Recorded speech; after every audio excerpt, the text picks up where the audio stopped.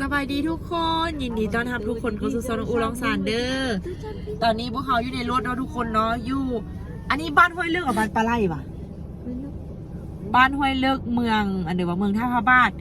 แขวงบริคำไซทุกคนตอนนี้อูกับแม่จันกับแม่คูณกับออโต้กับ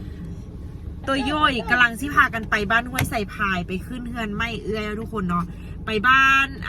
ไปขึ้นเฮือนไม่เอื้อยของเอ้ยบี่ทุกคนเนาะเอ้ยบี่ไอ้แบงผู้ที่อยู่กรุงเทพผู้ที่แบบแบบไปนอนบ้านเรานะทุกคนอยู่กรุงเทพพะนะ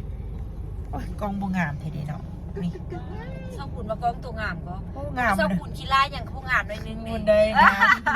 หน้าเขาเยอะเดี๋ยวนี้อ้วนขนาดเขาวิดีโอคอลบอเขาเฮ็ดแต่ยู่หูตบหัวเลยว่าอะไรอย่างเขาไปซื้อวะโอ้เขากับอีแม่พากันกินข้าวแล้วล่มกันลิ้นนั่นดิเบิ่งตัวยุยให้เบิ่งตัวยุยดูสุดยอดแท้ว่าเบิ่งออโต้ยังนุ่งสุดปีใหม่อยู่ง่ายไม่เดือดนานเยอะละเป็นว้าวละได้กันเอาตาเงินทิมหนูยิ้มไม่รู้สิสกุลเราซื้อตั้งเงิน2 อันงามบ่ งามก็ถ้าคุณก็มักบ่ถ้าคุณก็แสนปลายเอาทื่อแค่นี่สิเดือดคำค่ายมันมีก็มีห้านค่ายสกุลสิไปซื้อก็สกุลนั้นใส่อันเดียวบ่ได้นอกจากเงินกับคำเฮาซื้อละอันมันมีหลายแบบเขาเลือกในห้างเขาอยู่ออนไลน์นะเขามีหน้าห้างอยู่สร้างคู่เราก็สร้างเอาเขาก็ส่งเขาซื้อมา2 อันเพราะว่าหูเขามันตันหูนึงมันสิตันเขาเสียบมันเข้าเขาบ่เข้าแล้วเขาเลยซื้อมาใส่เพิ่มมันบ่ตันซื้อมาอันวะนี่นะสักคุณก็เริ่มอยากตันแล้วก็แม่นบ่กูยังมาซื้อของปลอมเลยก็มาซื้อบ่ได้ก็บ่เป็นของปลอมนะแม่มันเป็นอันเด้อฮู้บ่แม่นของปลอมก่อนเนาะมาแต่อเมริกาพุ่นก็เพิ่นเอาแล้วเฮาใส่บ่คือเฮาเลยอีแม่ใส่โอ้มันเป็นเพชรเป็นพลอยเอาไปขายอาจารย์บ้านนั้นได้อยู่ด้านนั้นเธอโตแล้วเนาะจักไปสิเดี๋ยวเลยอาจารย์เฮียละมันบนตกซี่มันเป็นคำอันเดียวว่ามันเป็นคำมันก็เป็นรุ่นดีได้มีน้ำหนักนี่เนาะมีน้ำหนักโอ้สุดท้ายเพิ่นเฮ็ดเล็บใส่ไปดองว่ะนี่โอ้เฮ็ดได้4-5 มื้อละถ้าพูดเฮ็ดก็บ่เฮ็ดดอกเล็บมือยาวบ่แม่นว่าเฮาบ่เฮ็ดเวียกก็มันหักบ่หักอาจารย์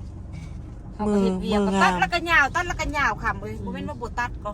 เฮานี่เฮ็ดจมบ่ได้เฮ็ดเวียกเฮือนทุกอย่างเลยแล้วยอดน้ำกรดอีกได้บ่แม่นว่าโบเอ็ดอันเดียวได้เล็บมือยาวสิอันนี้เป็นตัวเพชรตัวนี้เบิ่งอาจารย์ตัวที่อันนี้ไม่นางคำติดละลองใส่เบิ่งโอ้ยงามแล้วบ่สิได้ตัวอีนางคำสร้างก่อนมื้อเลือกก่อนเอาเลือกก่อนมื้อหน้าก่อนสักคูมีอันนั้นตัวสักคูมีหูจักหู2ด้านละ2รุ่นใดเขาก็ยากเลยแพงด้านละ3ตะกี้เขาก็ยากเฮ็ดก็แต่ว่ายานไปเฮ็ดเวียกเฮ็ดการตอนนั้นว่าเป็นตำรวจแล้วยานเข้าบ่ได้ก็เลยว่าบ่สีแต่ว่าเดี๋ยวนี้บ่ได้เป็นแล้วก็สิอยากสีอยู่นี่อีบ้านแนะนำเพื่อนซื้อนี่มาใส่ไปจ้ะสิเด้อเบิ่งดูเขาใส่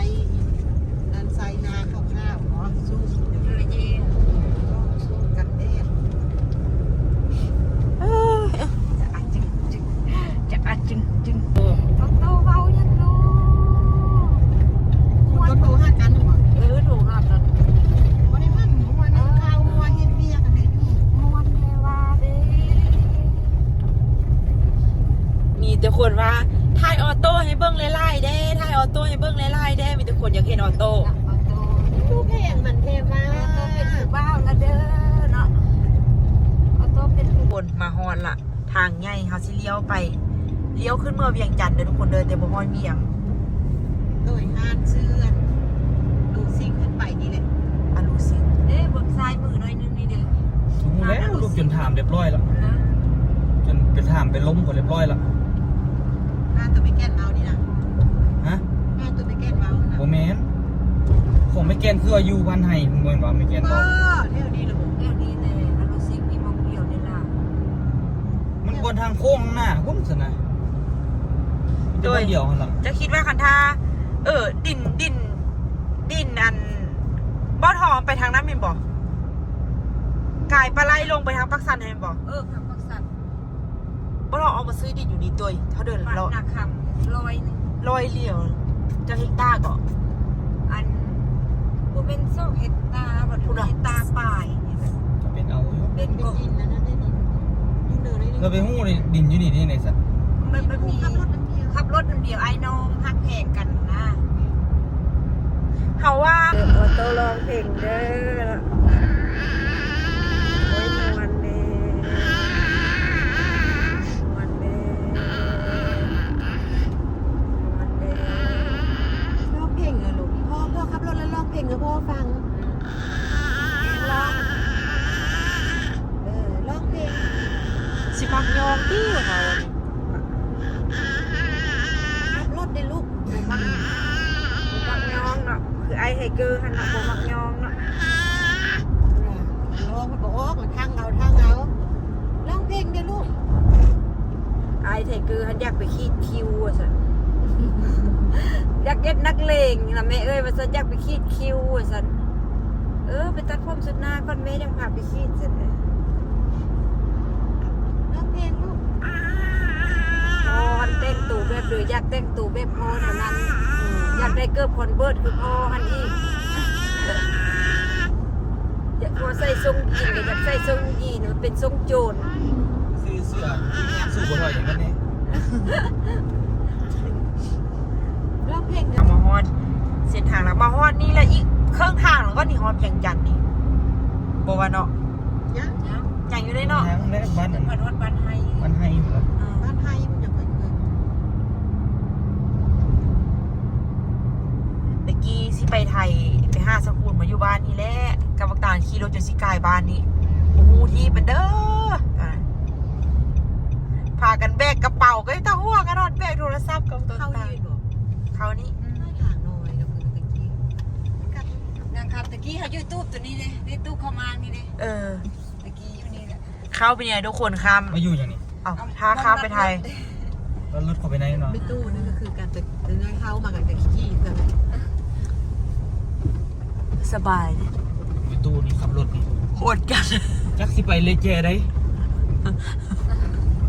เครื่องกลางอีกเด้พูดอ่ะยังบูอีกเด้ที่เขาเข็มเนาะนี่กลิ่นใดบอกว่าสกุล เออ เนาะกินได้ระบบเนาะอันสากคำนะ มึงจะซุปแดงจุยบ่อย ตาสมแดงป่านตอนไปเกิดลูก หลายแล้วก็ยังขับรถยัง ป่านเป็นตอนไปเกิดลูกกันปากซีดปากเสียเห็นไหมซื้อว่าทาสติ๊กได้บอกโอ้ยทาสติ๊กอยู่กันวะเมซูยังยานพวกงามว่าเมซูนี้ให้เด็กกับย่าได้ต้องทาสติ๊กเลย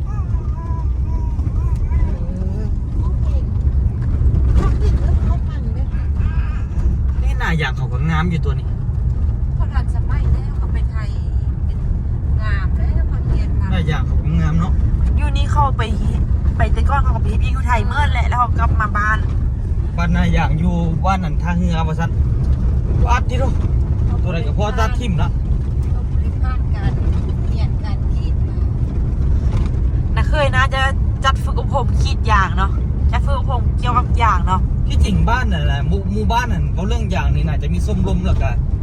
แบบว่ามีแบบว่ามานำเสนอให้ความรู้กับ เรื่องการกรีดยางกันว่าเขาเจ้าเอาใจใส่หั่นน่ะ เนี่ยแล้วถ้าจะไปเฮ็ดกับผูกไปเจ้า โอ้ยยังขี้ไล่ก็มีคนนั่นเฮ็ดให้เบิ่งอย่างว่านี่ให้ความรู้ว่ายางมันสิออกดียามใดเวลาใด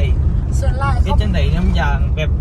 บ่ให้ความเข้าใจหั่นน่ะให้ความรู้หั่นน่ะ อันนี้ข้ามไปนี่ไปเป็นน้ำคลองนะนี่ทุกคนยาง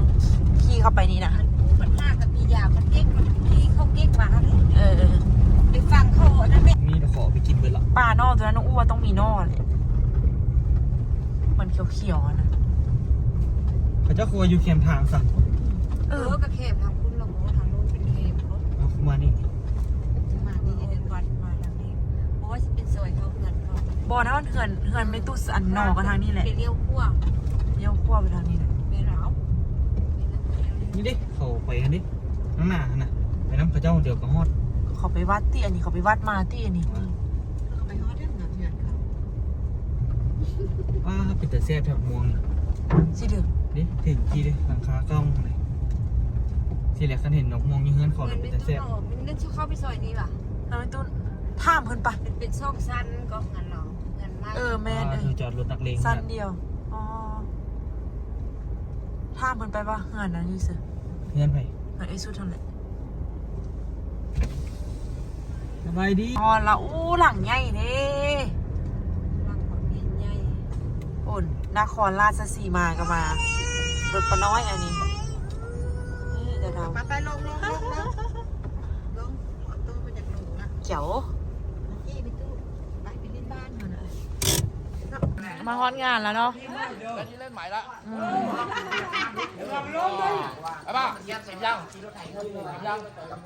คือมาที่ต่างประเทศเนาะพวกเคยขี่รถขี่ไฟฟ้าเดี๋ยวทุกคนเดินสิให้แผ่นมาเบิ้งใครสวัสดีค่ะ พี่แบงค์ทุกคนบริเจอพี่แบงค์1 ปี พอดี1 ปีเพราะว่าตอนนั้นอู่ท้องออโต้และไปเที่ยวสงกรานต์แล้วก็กลับพอดี1 ปีเจอกัน แค่สงการมา แม่น ปีนพอดีเนาะ พอดีปีหนึ่งพอดีพี่แบงค์มีเงินเก็บหลายเนาะจากค้าขายธุรกิจก็เลยมาซื้อบ้านที่ลาวเก็บไว้ บอแม่นวอยอกอันนี้เป็นบ้านของพี่สาวบีทุกคนเด้อเป็นบ้านของสุดเนาะเพิ่นเฮ็ดบ้านแล้วเพิ่นซื้อบ้านใหม่เพิ่นขึ้นบ้านใหม่ละพวกเขาพากันเลยพากันมาขึ้นบ้านใหม่อ้อยยุ่งเงินวันยามไปหาเราเนาะ ตอนนั้นมีFC ให้ตังค์เลยเนาะ แม่นหลายๆคนก็ถามอยู่ว่าพี่ออยเป็นจังใดได้อันเดียวอู้กับด้วยกับบุมีเวลามาเลย แต่ว่าพี่ออยนั่นก็คือ ยังปกติทุกคนแปลว่าปกติความหมายนั่นที่นี่ก็คือ ไปฟอกปกติเดือนละ2 ครั้ง ไม่อาทิตย์ละ2 ครั้งใช่ค่ะพี่ ฟอกครั้งหนึ่งมันเป็นเลย2,000 2,000 อาทิตย์ละ 4,000 อาทิตย์ละ 4,000 อาทิตย์ละ3 ล้าน ตกเดือนละหมื่นหก ใช่ ไม่ธรรมดา ใช่ แต่ก็บอกว่าเป็นโรคเก็บดูดเงินไง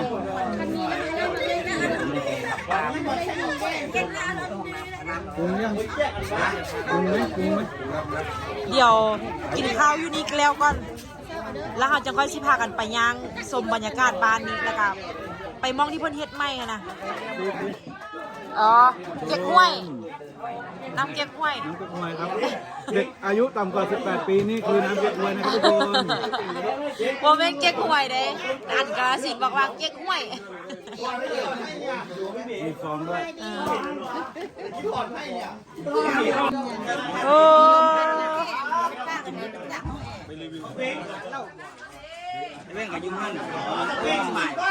โอ้ตัวยังใส่ชุดปีใหม่อยู่มีบอกไล่สุดผู้ใดก็ซื้อให้ ก็เลยเอามานุ่งนั่นก่อนเนาะ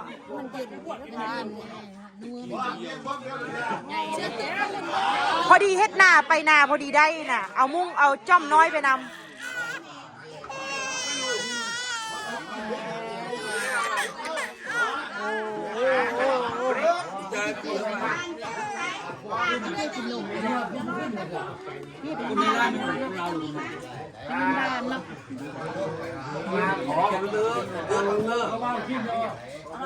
อะ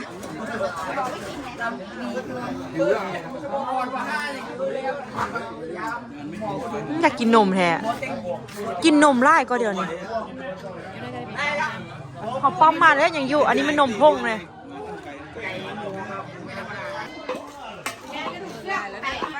ปลาสาวบางนันนี่มาเขาพี่น่ะ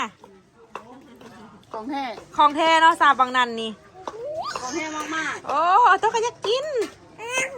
นี่นี่จ้าเธอกินเบียร์มั้ยบอซื้อกินเบียร์เสือสาวบางนันเอาโต้บ่ได้ไปกรุงเทพก็ได้กินเด้อชาชักเอาน้ำแข็งน้อยใส่ผู้หญิงชิมลูกแซวไปกรุงเทพบ่ได้กินปีหนึ่งกินซาไทยซาซักซิมให้สักครู่นะซิมก่อนแฟนซายบีเดี๋ยวนี้นะหอมไหมสักคนไปกรุงเทพได้กินเป็นไงเด้ออร่อยโบหวานหลายเขามักคนแถวนี้ให้ใส่ทั้งน้ำตาลทั้งนมกินไม่ได้ เดี๋ยวลูกที่เฮียจับก่อนทุกคนเหรออาจารย์ให้ก่อนจับก่อนเด้อบอกเอาโต้ก่อนเด้อบอกเอาจี้แม่เด้อเรื่องความวุ่นวายของแม่ลูกอ่อนไปอยากนอน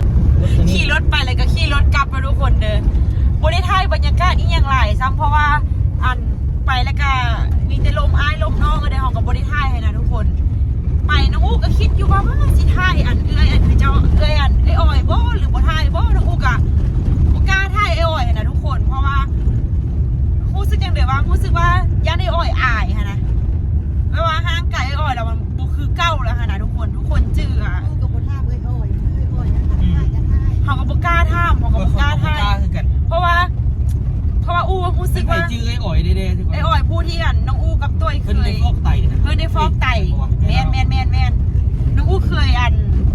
เพื่อนไปเฮ็ดงานอยู่ไทยอะทุกคนแล้วเพื่อนป่วยแล้วเพื่อนกลับมาค่ะนะทุกมือนี่ก็ยังป่วยอยู่เดียวทุกคนเดียวแต่ว่าก็ยังฟอกไตทุกอาทิตย์ละ2 เทื่อทุกคน มันสิว่าแล้วล่ะก็ไปลมน้ำเราเนาะก็ว่าเงินที่หามาทั้งชีวิตหมดเลยเราว่า แม่ เราเคยหามาได้ซื้อคำซื้ออย่างไว้ ปากหลายบาท ก็ไม่หลายบาทสุดท้ายได้ขายหมดขายมาปวดตัวเอง แม่ คันเป็นข่อยคนกะที่ขาย คือการนั้นละเห็นแล้วก็ ขายจนเอาที่สุดพูดเลยจนบ่ไหวแล้วก็มืดบุญแล้วก็ไปโลกนี้เป็นโลกเศรษฐีเขาเอิ้น แต่ว่าก็ตอนเราเล่าให้ฟังว่าก้อนมันสิขึ้นท่านกับปกติเด้เราว่าเราเป็นอันนั้นก้อนเราว่านะเราเป็นคือเงี้ยวบ่ออกก้อนเนาะปัสสาวะบ่ออกนะทุกคนปัสสาวะบ่ออกก้อนแล้วก็เป็นอันนั้นแล้วก็คือแบบไปกล้วยแล้วเขาว่าถงเงี้ยวอักเสบประมาณนี้แล้วหลังจากนั้นล่ะก้อนมันสิขึ้นแล้วแม่ จัดยาให้จัดยา จัดยาแล้วก็เงี้ยวออกกับปกติปัสสาวะอันเดียวปกติแล้วหลังจากนั้นละแม่เขามีงานบุญขึ้นเดือนไม่ปีไม่นะช่วงนั้นนะเนาะแล้วเขาละเฮ็ดต้มไก่ใส่ซาปิ้งไก่กับใส่ซาอีกสิฮะนะทุกมันเป็นน้ำแล้วมาเอื้อบกินไก่เนี่ยแล้วเราไปกินเหรอวะสิฮะนะไปกินละแล้วบรรณาหน้าเราละไข้ขึ้นมาหน้าบวมมันว่าง่ายๆซะหน้าบวมขึ้นมาแล้ววันนี้นะหลังจากที่หน้าบวมแล้วมันบวมโดนบวมบุหรี่จะเทือสิฮะนะ บวมแล้วผิวเราละเหลือง บวมแล้วผิวแล้วเหลืองก็เลยว่าปวดเป็นเจียงเลยบอกกวนแล้วผิวบวมแล้วผิวแล้วเหลืองแล้วก็เลยไปกวดแล้วเขาว่าเราเป็นไตวายเสียบพลันนะเดี๋ยวนี้ล่ะ เพราะเราว่าใช้ชีวิตปกติอยู่เพราะไปกวดแล้วหมอบอกว่านะเป็นระดับ3ระดับ4แล้วแล้วเราตกใจไปอย่างคือระดับ3ระดับ4เพราะว่าก่อนหน้านี้ก็ใช้ชีวิตปกติก็ได้เป็นอย่างแล้วหมอว่ามันแบบว่าไตวายเสียบพลันมันเลยแบบเฮ็ดให้เป็นระดับ3ระดับ4เลยสินะมันก็ได้ค่อยๆเป็นแล้วเราคิดว่ามันน่าจะเป็นพิษย้อนเราไปกินต้มไก่ใส่สากับปิ้งไก่ใส่สางั้นเราว่าเราก็บ่เคยกินจักเทื่อหรอว่าแล้วไปลิ้นบุญปีใหม่ค่ะนะเพราะว่าพักงานอยู่ประเทศไทยแล้วมาลิ้นบุญสงกรานต์อยู่ลาวละแต่กสิอย่างสิกลับไปเฮ็ดเวียกอยู่ไทยอยู่หลังจากมาช่วงนั้นเราก็บ่ได้กลับไปเลยสินะทุกคนเราก็ยังไปฟอกอยู่ทุกคนไปฟอกปกติอยู่ก็คือว่าแหละแบบไอ้น้องทุกคนกับโบเมนนะโบช่วยได้คนก็ช่วยสุดความสามารถเพราะแต่ละคนกับโบได้ว่าซีห้างซีมีค่ะนะก็ไปเห็นกันก็ไม่ได้ถามมันเดินหลายอูกันเลยแบบว่าก็มีจะลงกันเรื่องอื่นนะเดิมนั้นแต่ว่าก็ฮู้ยุ่งนะทุกคนว่าเป็นแบบนี้นะบอกว่าอยากถามอะไรถามแล้วมันคือซ้ำเติมมาเนี่ยฮู้เลย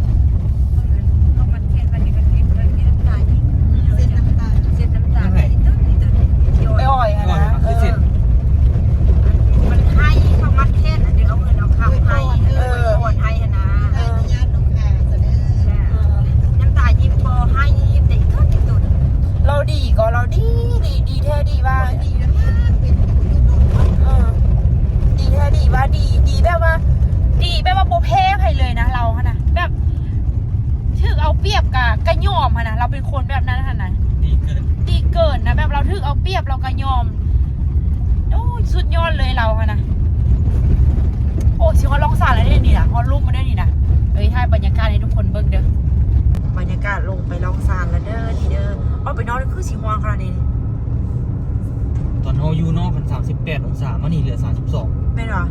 แม่นตอนอยู่น้ำเขา38 39สมพอภูว่ามันจุลู่อยู่หั่นล่ะเนาะ อนจุลูอยู่ อยู่นี่เหลือ32ตอนนี้แต่มันก็อาจจะเย็นได้บนนี้ เนาะมันเป็นหูนี่เนาะ เป็นปลาเด้ อันนี้ไปงานเขาด้วยทุกคนเดินไกลสิลงภูตอนรถตีนแตกนะรถเบรกแตกกันมองดือวะ คนไหนใช่คอยมันถามติดแตกรถแตกเนี่ย ก็เรื่องตอนนั้นก็ไปแน่ดิแถวๆนี้แหละจื้อใด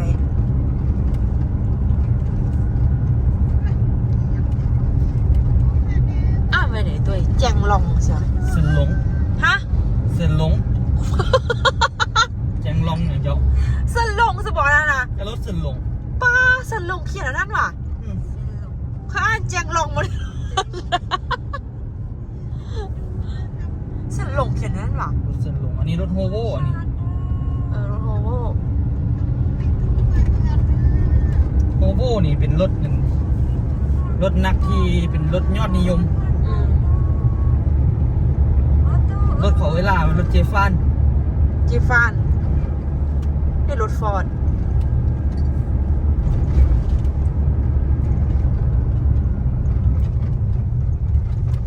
เนี่ยเขาเจ้าลงค่อยเขาเจ้าคือบ่มีความผ่อนเลยเนาะ เก๊กมาเอาไปยาน แบบเขาลงค่อยนะนี่เขาพยายามบ่ใส่เบรกก่อน กูน่ะไปเลย เพราะว่าคันเบรกมันฮ้อนในเบรกบ่อยู่ก่อน อีกนึงก็รถไปรถมาอีก อันนี้วิวเมืองร้องซานเด้อทุกคนเด้อ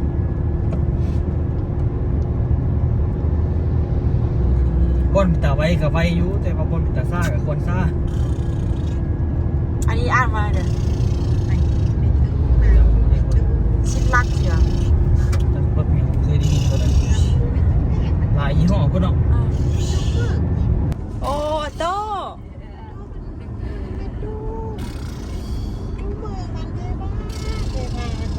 เอาโตกลับมาแล้วเด้อ โต้ไปแล้วก็ท่ายตอนไปตอนกลับเพื่อพร้อม เส้นหลง ป้าเขาอ่านว่าจริงลองมันจะรอด เจ้งหลงพี่วีที่แบงค์ก็มายามแม่ต่างมายามแม่เลย อันไอ้ไส้อันแม่วันนั่งเงียบๆบ่ฟ้าวลงน้ำมูกนะปกตินี่แม่ถ้ามันนั่งข้างมันนี่ปั๊บปั๊บปั๊บปั๊บ โตบุทันไม่เอา บ่คือเก้าเด้สุขภาพบ่อำนวยอ่ะ เมียนบนนี้หาคนมัดมาดสองก้อนนี่ เขาเต็มรอยอะเขาหัวเจ้าชื่ออะไรแล้วก็ชื่อเลยเนี่ย